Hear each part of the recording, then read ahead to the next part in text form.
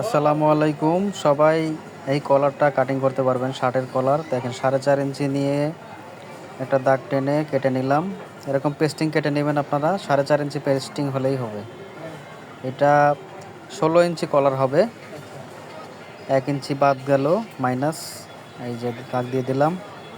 এখানে 16 ইঞ্চি কলারের জন্যে এই যে 8, ওই দাগ থেকে 8 ইঞ্চি দাগ টেনে দিতে হবে।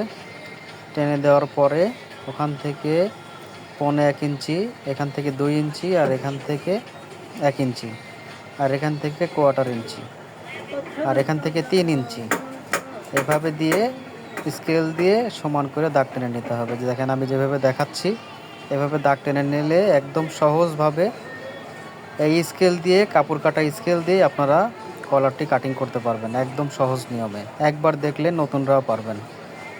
এই সিস্টেমে দেখেন, এটা কলারের মাথাটা রাউন্ড হবে, রাউন্ড করে দিলাম, যে কেটে নিচ্ছে। বাস কাটা হয়ে গেলে এভাবে কেটে নেবেন, টোটালটা কেটে নেবেন। কেটে নেওয়ার পরে ভাঁজ দেবেন এভাবে দুইটা, যেহেতু ডাবলে ভাঁজ দিতে হবে, সিঙ্গেলে কাটছিলাম। ডাবল ভাঁজ দিয়ে নিয়ে এবার সেম সেম কেটে দিলেই কলারটা হয়ে গেল। এভাবে যদি কাটতে পারেন কলার একদম অ্যাকুরেট হবে, সুন্দরভাবে হবে। একবার হলেও ট্রাই করবেন। আর ভিডিওটি ভালো লাগলে অবশ্যই লাইক, কমেন্ট, শেয়ার করবেন। আল্লাহ হাফেজ।